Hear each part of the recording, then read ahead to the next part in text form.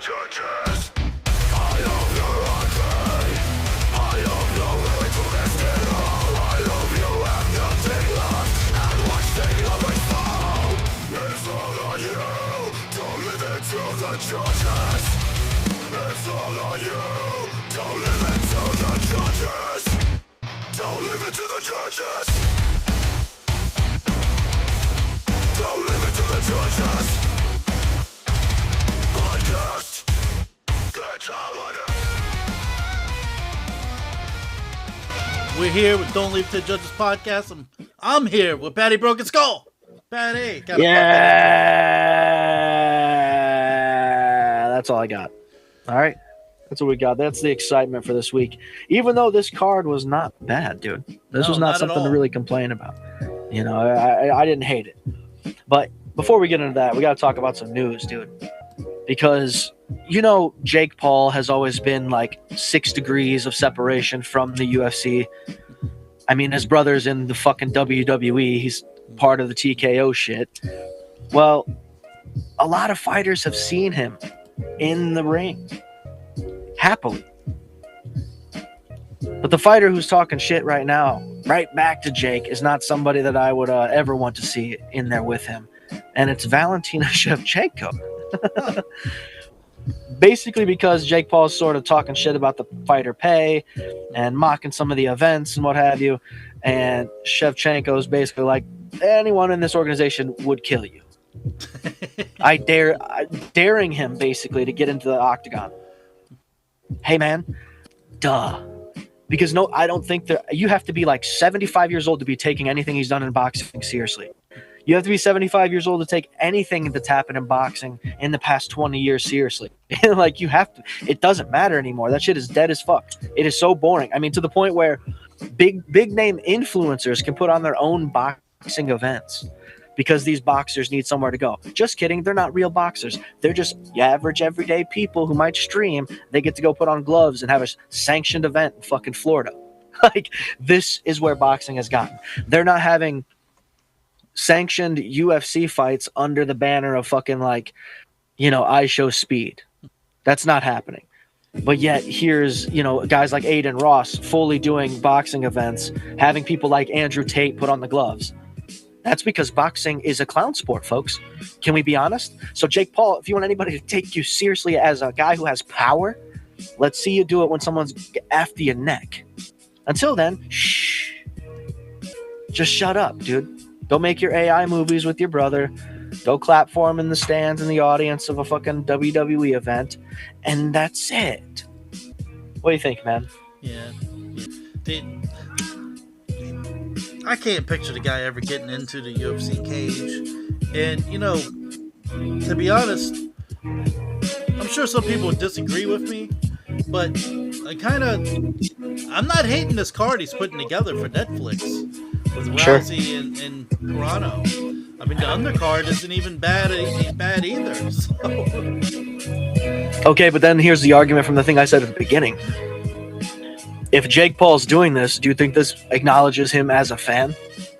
Yeah, I believe he's a fan. Because he's doing well with putting the shit together.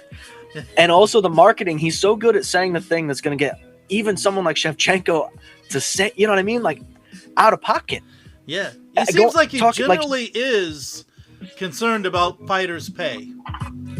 I mean, yeah. Whatever you say, he does give some of these older guys a payday. You know, Tyrone Woodley's getting extra payday. No matter, even though I think, hey, shit's kind of strange. You know, he's being held up a couple of times in some of these fights, or he would have took a fall. But I mean, he got Tyson a fucking payday. He's getting these older guys a payday, basically. Yeah, and again, that to me is another form of incentive for a fighter to be like, oh, I just made $150K off this fight, and I was out of there in like 60 seconds, and I didn't get a bonus. You know what I mean? Like, to be able to know that that's a possibility, wouldn't you train harder to fight again? Stay healthy to fight again? Do some Hamzat shit and try to fight as soon as possible? Like, if the money's there, duh. That's all you can say. Duh. Hey, man. That paycheck is way bigger. I think Pantoja's ankle is going to heal up a little quicker. You know what I'm saying? Yeah. Just that little bit of pay. Because again, if it is, I would hate to say that it's 12-12 because that's so fucking ugly. But at the very minimum, I've seen it like 20, 25-20, or 20-25, or 60-65, or some shit. It's way better than 12-12. And then with a 25 bonus if you can get a finish. I mean, they're not wrong to argue this at the same, because of the fact, like we said last week, the company's been sold multiple times. They've made their money 50 times over. Do the right things for the athletes, not just the ones that made their way to being a star without your help, right? Like, help the guys that their like sixth fight was in the UFC. Like, give that guy an opportunity. Chase Hooper, it's a prime example. Not like they haven't. That's just an example of a guy who we basically watched grow in this fucking organization. Do that with everybody else who's also a possibility, because then you could put on fights like this where you could get a Chuck Liddell and Tito Ortiz because they stayed healthy even after they retired, because they didn't, you know what I mean? Like, the money was there. They lived more comfortably. The doctor, whatever the fuck, dude, pay them more. It's such a boring argument at this point to even have, because you're wrong. Pay them more. The end. What else can you say? You need more private planes, or, you know what I mean? You need a private island too, or what the fuck, dude? But I also saw a little thing here, and I'll talk about it again some more. MMA Mania, though, which is a pretty big MMA site, they're saying that Uncle Dana's too dumb to save the dying UFC. And again, this is a big publication as far as MMA is concerned, and they're out here speaking the truth. Some exact shit that we've said, where it's like, he doesn't care about it. There's no incentive for him to put on good fights. Not all the money that he's bringing in for himself. Like, he was there at this last event, and they showed him on camera, and you're almost like, I think they did it on purpose, so they could make a point. Like, Dana still comes to every event, so everybody who thinks that he doesn't care about this shit is lying. It's like, he's getting paid. What do you mean, dude? Like, he's getting camera time. Because, I don't know, the last couple of events, not the most recent few per se, but several in a row on Paramount strictly were just, let's take a nap, dog. Yeah, it does. Let me go to sleep. I also got something here from bjpenn.com. As everybody knows, great website for MMA news. The only man to KO Nate Diaz scorches UFC superstar for allegedly turning down the fight with him on the Carano Rousey card. Now, here's the issue. I have to click on it to see who this guy is. Who knocked out Nate Diaz? It's a very simple Google for you. Yeah, I had to do it. That's also still possibly healthy enough to fight right now. I'm glad I switched to this computer, because this other motherfucker is not doing its job at all. I click on the article and it's like, yeah, you don't have the internet though. Okay, perfect. Let's see. Jorge? Irish hand, huh? Not Jorge. I don't know. Won't let me click on the article. Gotta be Jorge. I mean, you got Josh Thompson, Jorge Masvidal. Who would need the fight too? Masvidal makes kind of, you know. I mean, he would be the one to say some shit too. But wouldn't he be able to take something against somebody else at 170, 155, wherever they're at? Yeah. Because that's Lorenz Larkin's a 55er, I believe. So I don't even know what happened to Josh Thompson. He does the podcast with Big John, doesn't he? I don't even know if that's still going on. Big John went back to refereeing, as far as I know. Oh, well, then we're definitely ahead of them on the podcast charts. We're so far ahead. We can't look back, you know what I'm saying? Turns out that Joe Rogan was right. It's just about being consistent, man. It ain't got to be good. What else we got? You want to get into this card yet? I'm seeing a 10-minute timer here. Okay, well, I did see where they were saying Dana White was asked about the White House event being outside, and he said it's going to go on rain or shine. The only thing that can stop it is lightning. So, right, like a baseball. It starts fucking raining. Just keep the fight going. Yeah, fuck yeah. That'd be wild. Because M1 Global did a lot of that shit back when I was heavy into Fedor. Watch those Russian MMA events. You're like, it's getting dark. Like, that's awesome. I like that. It kind of opens up another level of terrifying. You know, like at any moment, a fucking wild animal could come running out of the woods because we can't see. These men are fighting in the cage.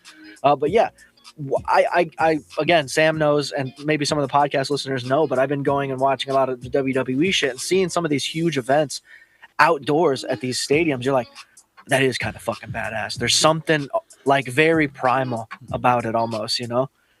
So fuck it, let's do it. Don't let this be the last one. Let's do them all outside. Let's give the fans a real reason to struggle. All right, so this card that just took place, I already told you, Paramount, I go to watch the card after it started. Paramount Plus would not let me rewind the fucking thing. I'm just stuck watching it from the middle. So then I go and I look at all the fights that's listed individually out, like I always do. That's how I usually watch. And they're not there. They're gone. They're just nowhere to be found. What's in their place is highlights. So I watched highlights of every fight, which actually caught me up pretty quickly. So, and most of the time these highlights were like 5 minutes long, no matter if the fight was like a 3-minute fight. So you've seen most of the goddamn fight anyway. But we started off with this Kaya Kamaka III, Dakota Hope. This Hope, man, he's got heavy hands. I mean, he ended up losing by decision, but I mean, he was throwing some knees and strikes to start. I mean, he was looking all right, and Kamaka withstood, and he had a good rounds 2 and 3.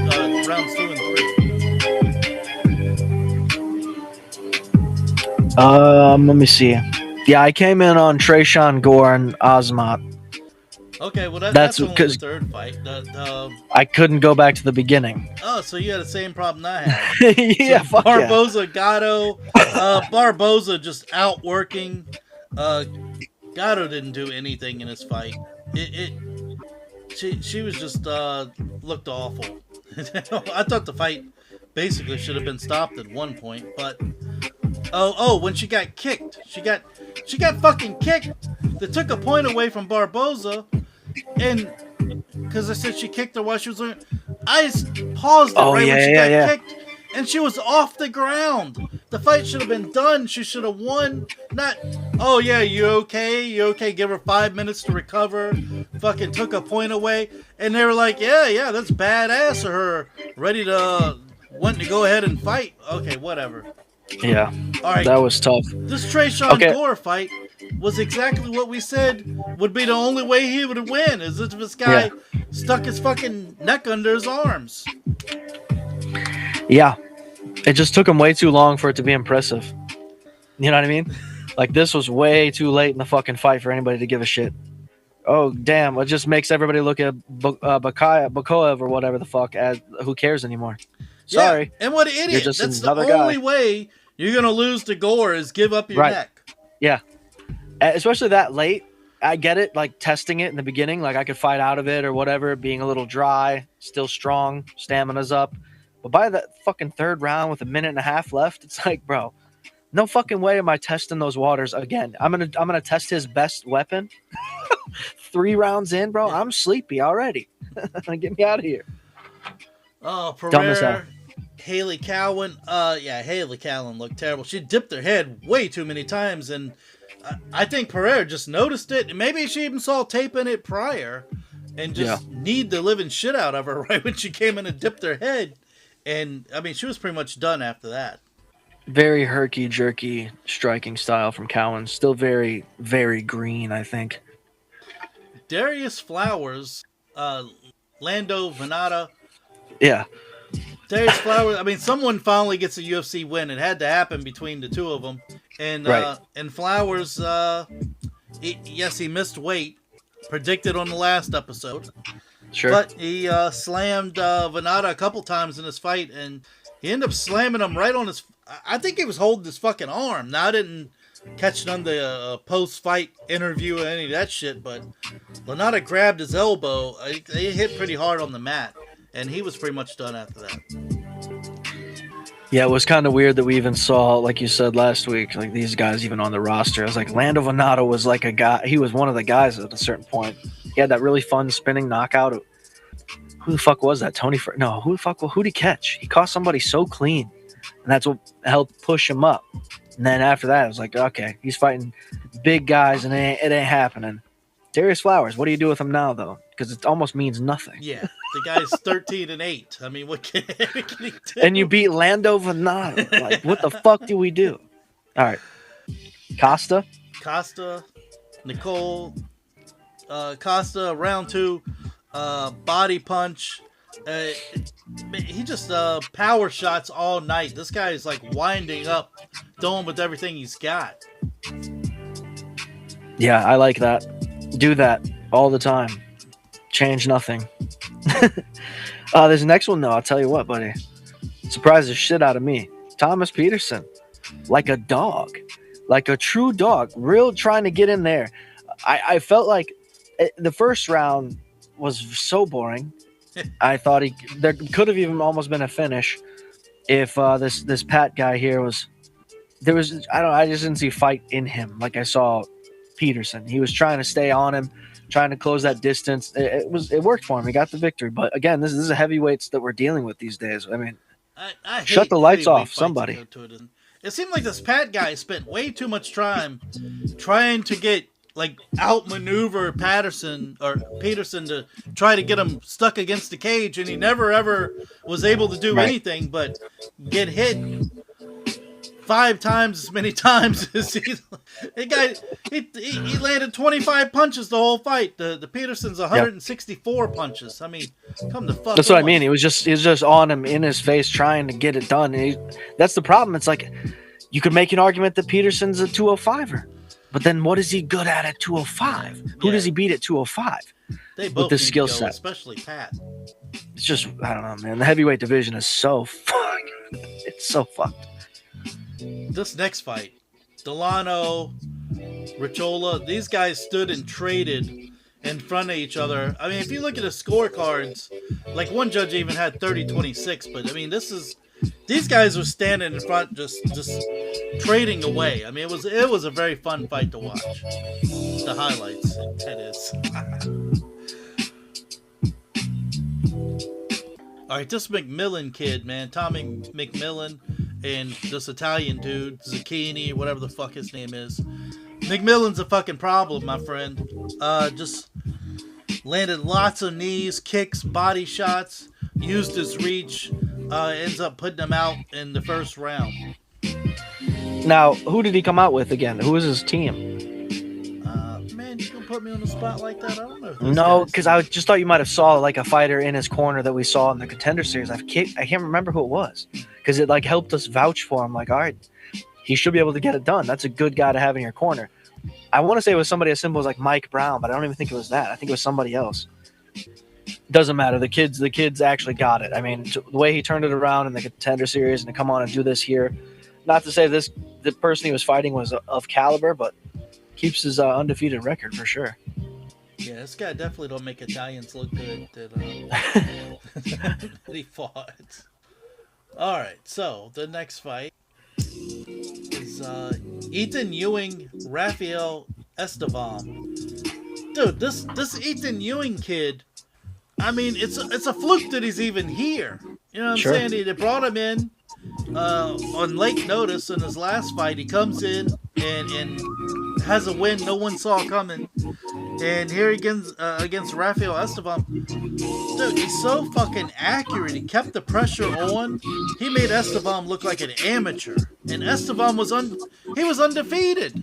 Yeah, this is something that we were looking for in this division overall. This is something that we used to see in this division, is those kind of compact guys that were also lightning fast, super accurate. They had good wrestling and stuff. This, like I said about this guy the last time we saw him, the first time we saw him, a guy like that, sometimes diamonds are created under pressure, man.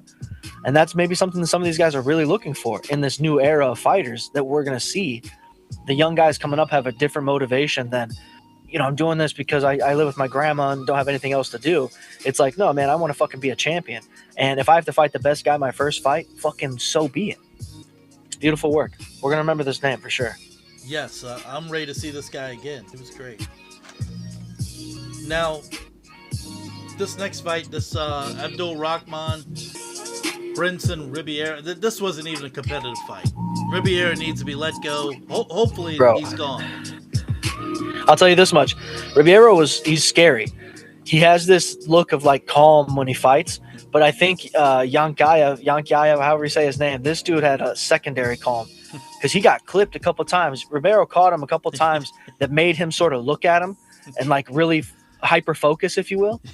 and after he did that, it was a wrap because I was like, oh, I was a little bit scared for the dude. And once he got him, bro, he tagged him. It was fun. It was a fun fight to watch. And another young guy, I believe, right? Abdul Rahman. He's not that old. He's only 9 fights in, right? Yeah. Let's go, man. Jan Daribia, she had no problem taking down Tabitha Ricci, pretty much setting on her. Yep. And then go ahead. Renato, Chris Duncan. This just proved he's not on the level to be up here yet. Nope. This was an intelligent fight for Moicano. He just knew exactly how to just beat the guy up. He had his way with him. Yeah. He had his way. I keep stepping on you a little bit, but I just wanted to say that if it stinks because you're like, this is a guy who you're not putting all your eggs in his basket yet, but you're like, this is your opportunity to show us where you stand amongst the top guys. And this is Moicano. You didn't come through. So now you got to constantly make that argument. What do we do now? Well, what's next? It's tough, man, because I like Chris Duncan. He's something about him is very old school. Yeah, he's a tough dude. Nothing against Moicano. He's a legendary guy. He's been around for fucking ever. Fought everybody. But come on, man. You got to root for these new guys that have this tenacity about them, where it's like I want to eat your head, and then he goes in there and just put on his back. Plus, you want to see new stars being made. I'm sure the UFC would like to see that too. Exactly. Yep. That'll help the pay for sure. At least, depending on the fighter. Or are they happy they can just keep Chris Duncan down on his hey, I want to raise. Well, he didn't do so well on your job performance in the last fight. That guy's nickname is Money, so we can't. All right, so we go UFC 327. What makes this a pay-per-view? We'll determine after going over the fights if this is pay-per-view quality card. Absolutely. All right, it takes place Miami, Florida. We have Charles Ratke, Francisco Prado. Worst of the worst. Worst starts off bad. Ratke's 11-5. He's been knocked out 3 times. He's won 2 of his last 3 fights.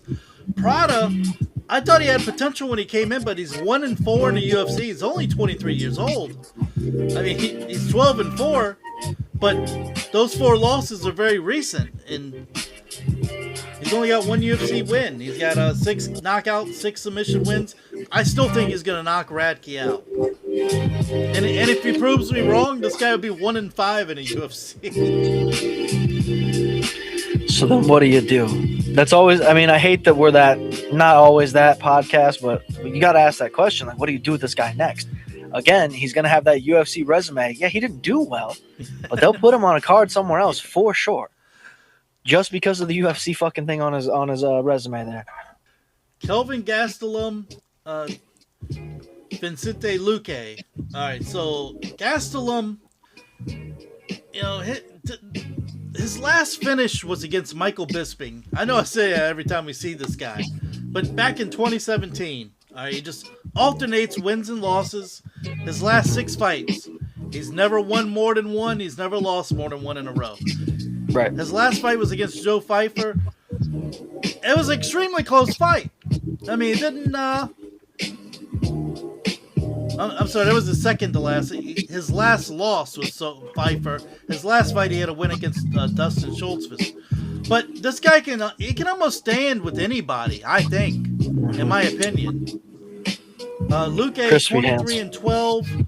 He's lost 3 of his last 4 fights. I don't think Luque has it anymore. I think I said that last time we talked about him as well, but I'm thinking Gastelum kind of pieces him up on his feet. And Gastelum, I don't know, he doesn't really have a killer instinct.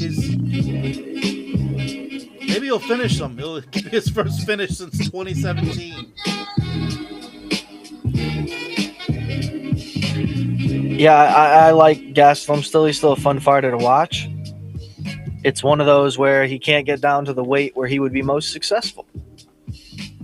So we'll keep watching him do okay at 185 instead of possibly being a fucking top 10 fighter at 170. And both of these fighters they're 34 years old, and it seems like they're in their 40s. It seems like they've just been around so long. But anyway, Marquel Maduras, Chris. Man, I'm drawing a blank for some reason. Chris Padilla. Padilla sounds good, like a quesadilla. Madreas 11-1, 6 KO wins. The only loss he's ever had was a split decision.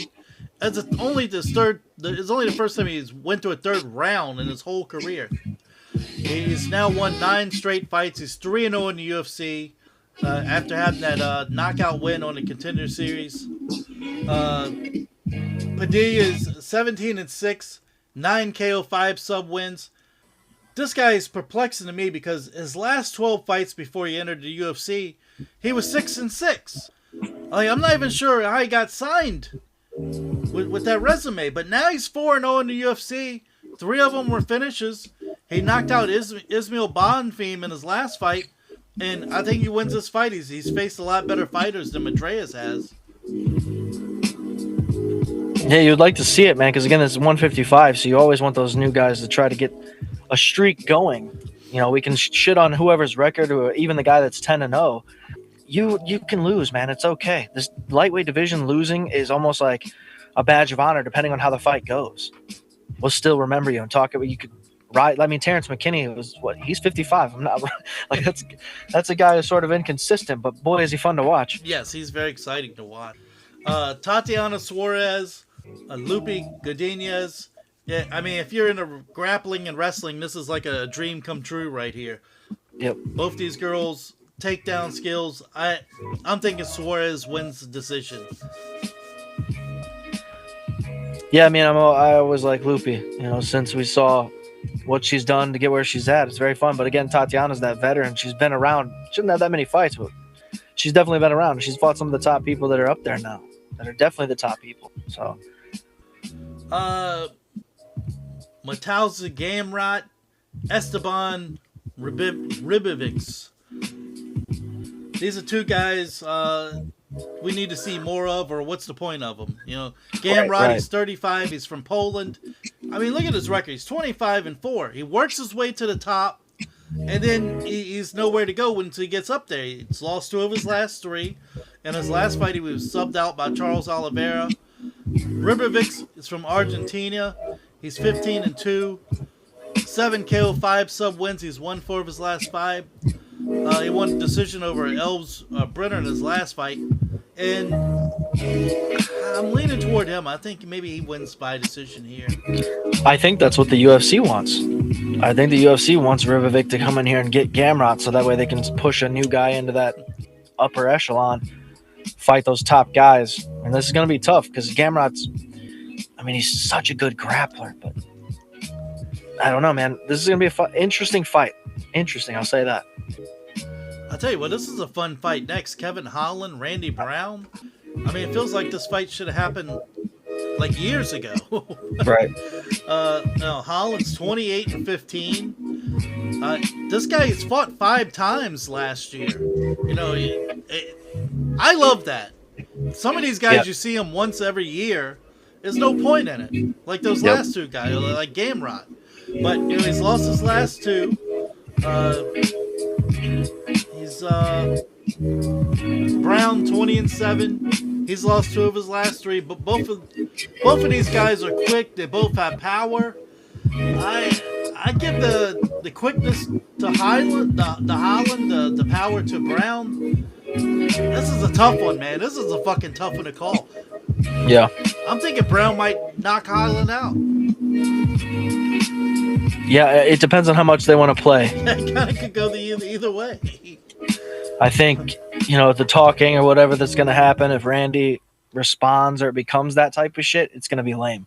But I think if they go in there with the full idea, knowing that they're like sort of the very copy of each other, it's going to be, hey, here's a kick. Oh, I'm throwing a kick too. Yeah. You know what I mean? Like, God damn it. But it'll be fun. And you're absolutely right. I think Kevin Holland will stay in the UFC for a very long time simply because of the position that he's in, where he's tough, He's fun to fight against anyone. You could see him matching up against anyone and it making sense. And if you can get past him, there's not a lot of guys. I mean, what? At 170, maybe there's some body types that are similar to this after him. I couldn't tell you right now, but there's not strikers necessarily. 185, what, Israel Adesanya, basically it. Every other guy is sort of power heavy. Robert Whittaker, Joe Pyfer, Costa. Who else is 85? Who's the 85 champ right now? I keep forgetting. Not Duplessis. Who's it now? Is it Duplessis still? That's what I'm saying. Kazmat. There we go. Okay. Again, not a long body type like Kevin Holland. This is a tricky thing, and Randy Brown will be the long body type going against those guys at 170 even. That's 185. 170 is even worse, isn't it? Who's 170? Is that Islam? Is it? Wait a minute. Yeah, that's interesting. Again, another. Oh, wow. Okay, that's how much they don't really promote their champs. It's tough. The next one is a Bellator fight that somehow managed to show up on this card. Damn sure is. Patricio Pitbull, Aaron Pico. And we all know about Pitbull. To me, he's been a failure for the UFC. I mean, he's coming off a decision win over Dan Ige in his last fight. That was almost a year ago. Right. Pico, this guy, he's got a kill or be killed mentality. I mean, he has been knocked out 4 times, but he comes in a hurry. He made his UFC debut. He was knocked out in the first round by Lerone Murphy. I think Murphy was like waiting to hit him with that spinning back fist. Okay. And now remember, Sam, when we talked about when we actually introduced Aaron Pico on the podcast the way that we did, I had talked about how hyped they were in Bellator for this guy. And his first fight, he got knocked out in Bellator. And then he went on this crazy tear. He was finishing everybody so fast, whether it was a submission or a knockout. He was killing everybody. Comes in the UFC, first fight, what happened? Slept in like a very fun fashion. Like, that was awesome. That doesn't happen often, right? Lucky guy.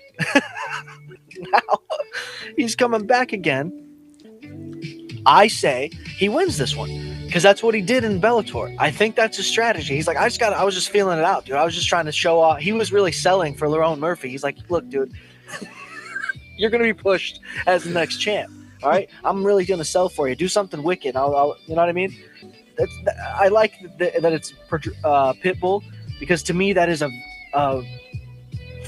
not a huge step backwards in competition, but a guy on his way out, not like Lerone who's on his way up, right? So I think even the odds would probably be leaning towards Pico simply because youth, you know what I mean?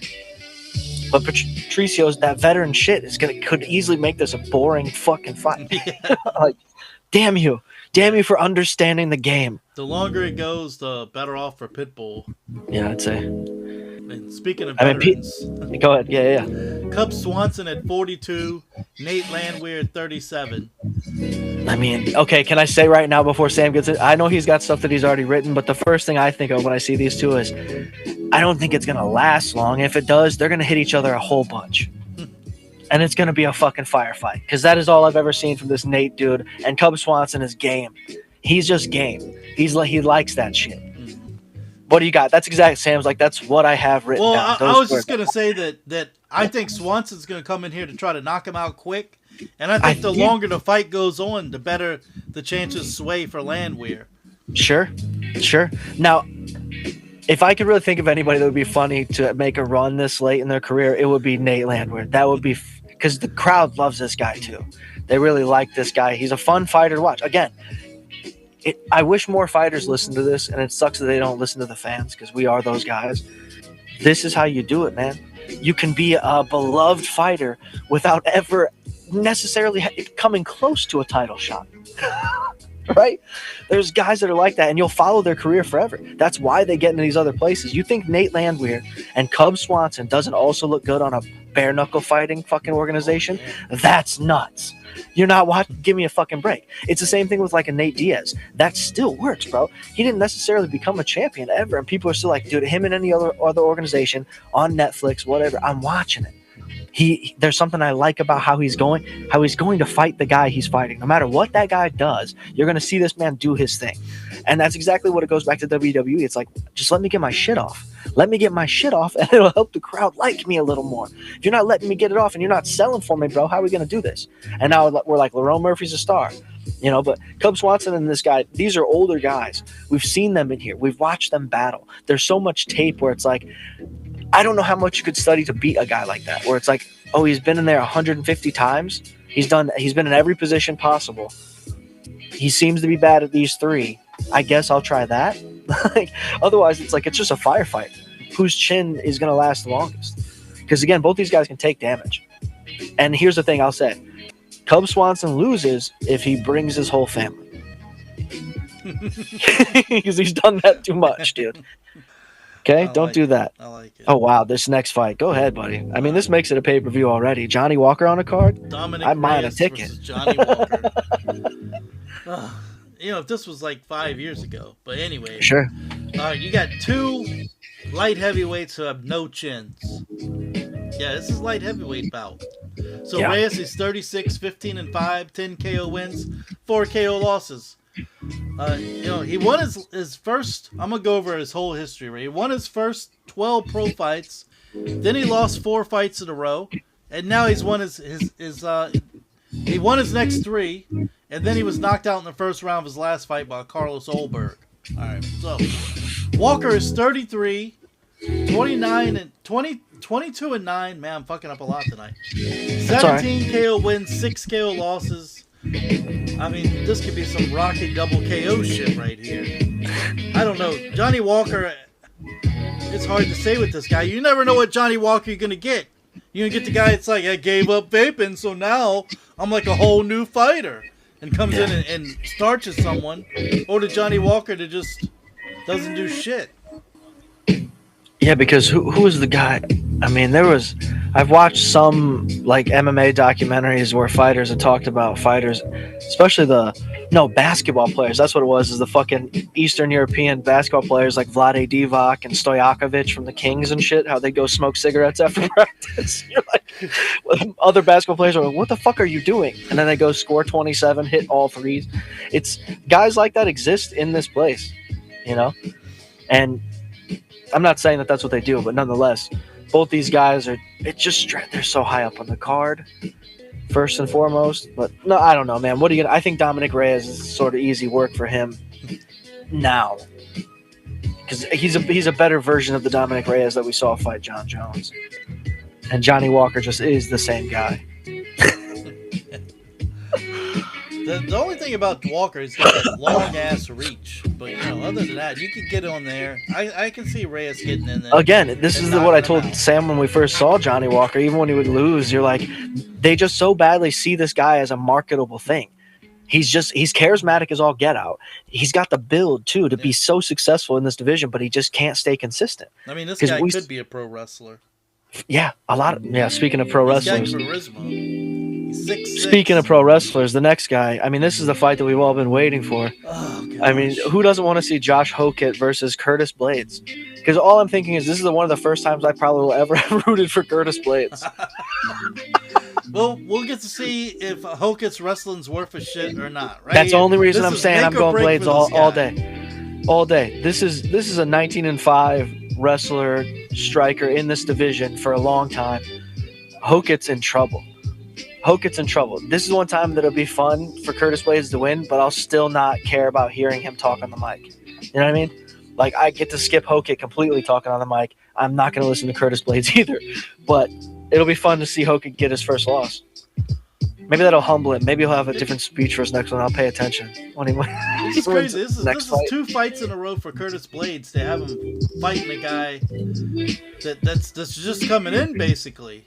Oh, so if you and I were to call him a gatekeeper, do you think he notices? You know what I mean? You're the one in the position, guy. Do you think you're a gatekeeper? We're the ones on the outside like, hey, I think you're a gatekeeper. Now, the UFC is hoping that Josh Hokett somehow pulls this thing out and they can just try to push him in the heavyweight division. Sure. It's hard to picture. It really is. Yeah, no kidding. And I mean, he's already this high up on the card. I'm not card. shitting all over him, but the competition that we've seen him face, like that Freeman guy didn't do anything. He just like stood there. No, yeah. Curtis Blades is going to be on him. Curtis might get a knockout, which would be kind of fun because he can do that. I mean, Azamat Murvakanov versus Paulo Costa. I hope I'm saying that right. Which one, Paulo Costa? No, Murvakanov, 36 years old. He's 16-0, 12 KO wins. He's 6-0 in the UFC. Knocked out he knocked out 5 of those guys. All very tough dudes. He even knocked out Alexander Rakic in his last fight in the first round. Costa, this guy is 15-4, 11 KO wins. He's lost 4 of his last 6 fights. I think the UFC is setting him up to get knocked out. He's not easy to knock out. Murvakanov can do it. I think he'll be in the title picture. He'll get shot up. So he's 36. He's got to get in that title picture quicker. There's really no point in him. In my head, all I see is this being just another stepping stone for Murzakanov. They're like, oh, hold on.